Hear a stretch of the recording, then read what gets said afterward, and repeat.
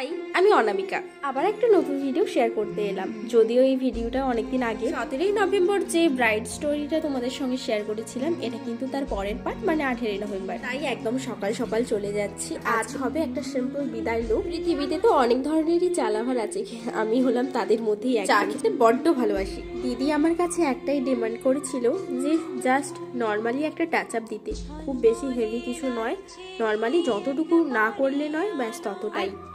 রুমের মধ্যে কিন্তু খুব বেশি কোনো লাইট ছিল না, আর আমিও লাইট নিয়ে যাইনি, তার জন্য কিন্তু খুব একটা স্পষ্ট ভিডিও আসেনি। তো যতটাই এসেছে ততটাই শেয়ার করলাম। প্রতিটা মেয়ের জীবনেই এরকম একটা দিন আসে, এই মুহূর্তের কষ্টটা হয়তো কাউকে বলেও বোঝানো যাবে না। মেয়েদের জীবনে এর থেকে বড় কষ্ট আর হয়তো কিছুই হয় না। বাড়িতে আমরা ছোট থেকে বড় হই, সব কিছুটাই আমার আমার করি, একটা সময় পর সব জিনিসগুলোই আমাদের কিন্তু ছেড়ে চলে যেতে হয়। আবার একটা